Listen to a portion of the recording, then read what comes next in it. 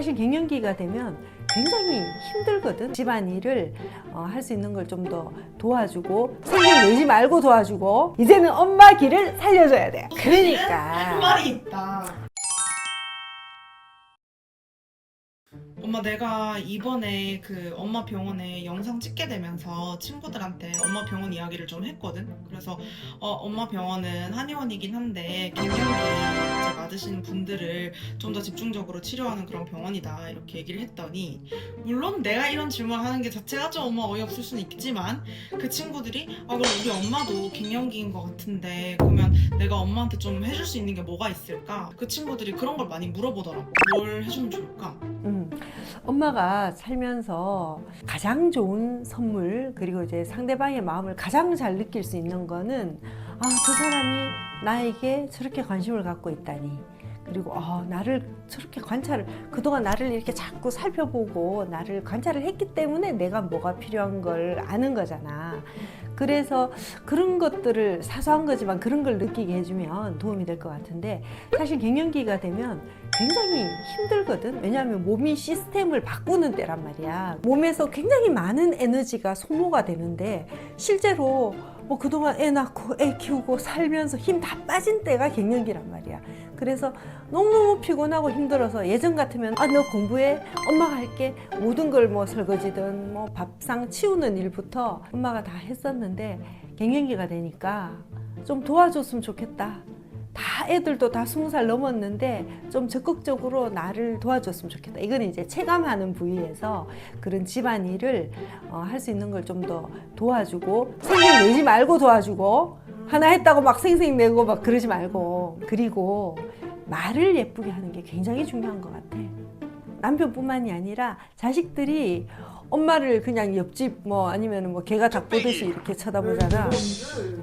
뭐 쳐다보지도 않아 놓고는 아니, 솔직히 얘기해서 퇴근해서 피곤하면 얼굴 못 봐. 아침에는 일찍 나가 얼굴 못 봐. 우리 서로 이제 그런 사이로 된 지가 오래됐잖아. 그래서 사실은 따뜻하게 어릴 때처럼 와서 안기고 이렇게는 못하지만, 말 한마디라도 엄마 오늘 어땠어? 이런 거 한번 물어봐 주는 거.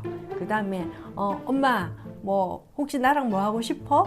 아니면 이런 거 물어봐 주는 거. 꼭 돈을 많이 써서 여행을 가고 여행 티켓 끊어서 같이 가자 그러면 너무 좋지만, 대부분의 엄마들은 일상생활 속에서, 그리고 날 좋은 날 엄마 나랑 카페 가자. 나는 솔직히 연미 때문에 정말 서울 시내에 있는 핫한 카페들 많이 가봤잖아, 대학 다닐 때. 네가 대학 다닐 때는 내가 그렇게 갱년기가 심하지 않을 때였단다.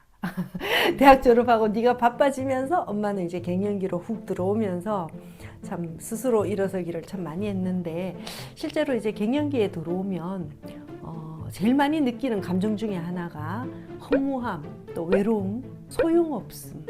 내가 이제 그렇게 이제 가족들한테도 이렇게 좀 더 의미 없어지지 않을까, 이제 이런 부분들에서 두려움 같은 것들이 많이 생기니까, 엄마가 항상 필요해, 아니면 엄마를 사랑해, 이런 감정 표현을 좀 더 많이 해주면 좋겠어.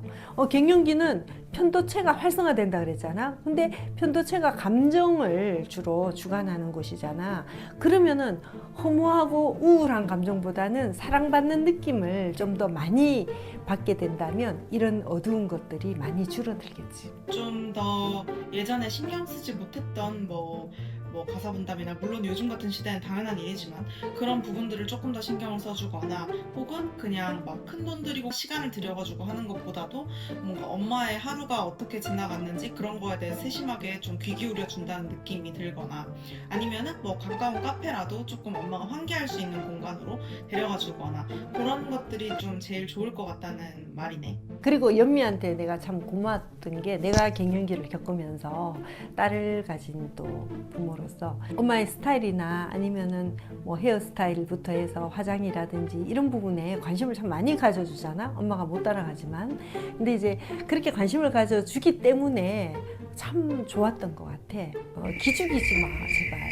옆에서 이렇게 구박을 이제 말로라도 이렇게 지적을 안 해도 나 이렇게 나이 든 거 알고 뱃살 나오는 거 알고 내가 나이 들고 뱃살 나온 것 같다고 막 뭐라 하는 게 얼굴 아니라 칙칙해지는 거 컨실러를 알고 써주면 제발 써주시고 립스틱도 자꾸 막 칙칙해 보인다고 이상한 색깔 쓰지 말고 그러라고 하는 거지. 그러니까 우리도 사실은 그러니까 할 말이 있다. 하얀 거짓말이 필요하다는 거야.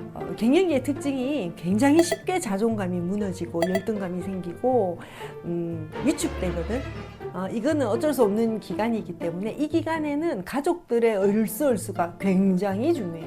뭐 니들 어릴 때 뭐 다 예뻐서 예쁘다는 줄 알아? 기 살려주려고 그런 것도 얼마나 많았는데 이제는 엄마 기를 살려줘야 돼. 네. 알겠습니다. 뭐 갱년기 때 좀 좋은 외식 메뉴나 이런 것도 따로 있나? 아니면 그냥 좋아하시는 음식 먹으러 가면 되나? 엄마들의 특징이 있는데 물론 뭐 안 그런 분들도 있지만 니들 좋은 거 당신 뭐 먹을래? 좀 항상 뒤로 물러나 있었잖아. 그랬던 엄마에게 이제 갱년기에 좀 힘들어하는 엄마가 있다면 엄마가 뭐 먹고 싶어 권해보는 거 좋을 것 같아. 그러면은 갱년기 증상에 좋은 음식이나 뭐 어떤 그런 권하는 것보다는 먼저 이제 취향이나 먹고 싶은 걸 물어봐서 그런 쪽으로 맞춰주는 게 훨씬 더 좋다 이런 뜻이네. 갱년기 엄마들이 제일 싫어하는 말이 뭔지 알아? 뭔데? 엄마 갱년기야. 난 그런 말 한 적 없잖아. 있어. 내가 언제? 야! 평소에는 그렇게 말 안 하다가 엄마가 심록하거나 엄마가 좀 짜증을 내면 엄마 갱년기네 이런 소리 했었거든 니들도. 네? 기억 안 나지? 네. 근데 들은 사람은 다 박혀 있어요 그게. 그래서 사실은 이 갱년기는 기간을 얘기하는 거잖아. 이제 우리가 한 45세에서 한 55세나 한 60세까지 어떤 일정한 기간을 얘기하지만 이게 굉장히 약간 혐오스러운 말이 또 되어 있기도 하거든. 갱년기라고 어떤 나의 감정을 다 이렇게 좀 무시당하는 그런 느낌들이 들거든. 그래서 엄마 갱년기야, 뭐 당신 갱년기네 이런 소리는 절대 하면 안 되는 거야. 이게 제일 중요한 어떻게 보면 오늘 영상에서 그 갱년기인 사람한테 대놓고 엄마는 갱년기니까 갱년기니까 엄마가 지금 감정 기복 이런 거 아니야? 엄마 갱년기니까 괜히 섭섭하다고 하는 거 아니야? 그런 식으로 뭔가 프레임을 씌우지 않는 것이 되게 그렇지. 중요하겠네. 그리고 뭐 갱년기라는 말을 입 밖에도 꺼내지 말라 이건 아니지만 갱년기라고 엄마는 갱년기라서 그래 라기보다는 엄마 이제 엄마한테 많은 시간이 주어지는데 엄마는 어떻게 살고 싶어? 엄마 하고 싶은 거 뭐야? 엄마 버킷리스트 뭐야? 엄마 버킷리스트 중에 나도 함께 할 수 있는 게 있을까? 엄마를 자꾸 이렇게 간지럽혀야 돼. 의지가 일어날 수 있도록. 갱년기 우울증들이 많이 생기는 이유가 갑자기 붕 쪄버리는 거야. 아이들을 열심히 뒷받침을 했는데 갑자기 애들이 나를 귀찮아해. 그 남편도 승진하고 하려고 열심히 뒷받침했는데 남편도 당신은 뭐 혼자 못 놀아 뭐 이런 식으로 나오는 경우도 많고, 물론 뭐 어느 정도 나이가 되면 남자들이 여자 이렇게 옷자락을 잡고 따라다니면서 귀찮게 우리 집은 그 케이스였잖아. 귀찮게 엄마가 하지만 당신은 혼자 못 놀아 하는 쪽이었잖아. 그렇지만 갱년기에 이제 일반적으로는 이제 허무감을 많이 느끼고 외로움도 느끼고 소외감도 느끼고, 그런데 이제 이 엄마의 홀로서기를 도와줘야 할 것 같아. 그러면은 우리가 어렸을 때 또 너희들이 어렸을 때 엄마가 홀로서기 도와줬었잖아. 그런 것처럼 엄마의 홀로서기. 엄마가 왜 그림 그리고 싶다고 얘기했었잖아. 넌 미대 나왔잖아. 맞아. 그래서 그때 그 그림 그리는 책도 선물하고 그랬어. 그래 엄마는 나무가 너무 좋아.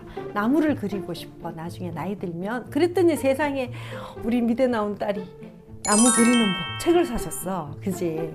근데 봐도 모르겠고 봐도 할 수가 없는 거야. 나는 엄마는 미술 성적 꽝이었거든. 그래서 그때도 참 좋았고, 엄마는 또 나이가 들면은 꼭 그림을 그리려고 지금 마음을 먹고 있거든. 엄마의 재능을 발굴해 주는 것도 좋고, 그다음에 엄마가 꿈을 꿀 수 있도록, 꿈이라는 게 사실 그래 굉장히 중요한 거거든. 삶의 양념 같은 거라고 나는 생각을 해.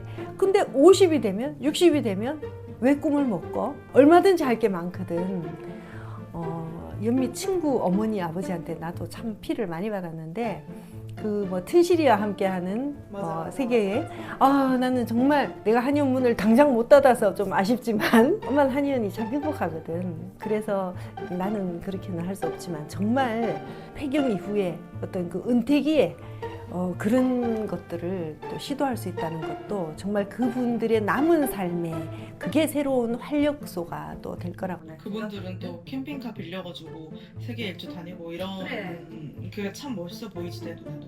그래서 만약에 좀 힘 빠져 있고 무기력해져 있는 엄마가 있다면 엄마도 참 멋진 사람이야. 엄마 속에 있는 것들을 살살살살 간지럽혀 가지고 엄마도 꿈을 가질 수 있고 엄마도 계획을 가질 수 있고 그렇게 도와줬으면 좋겠어. 그러려면 우리 그 자식들이 독립을 잘 해야 되겠죠. 정신적 뭐 모든 면에서. 그래서 이제 엄마도 당당하게 자기의 삶을 새롭게 또 디자인하고 또 꾸며갈 수 있도록 그렇게 해줄 수 있으면 최고죠. 엄마하고도 또 갱년기는 이제 또 지나갔지만 어찌됐든 제2의 삶을 위해서 그리고 또 어떤 거를 같이 하면 좋을지 그런 얘기들을 좀 해보면 좋을 것 같아요. 엄마는 지나간 거 아니에요. 끝자락이에요. 네, 알겠습니다. 잘못 알고 있었네요. 조심해 주세요. 네, 알겠습니다. 네, 네, 네.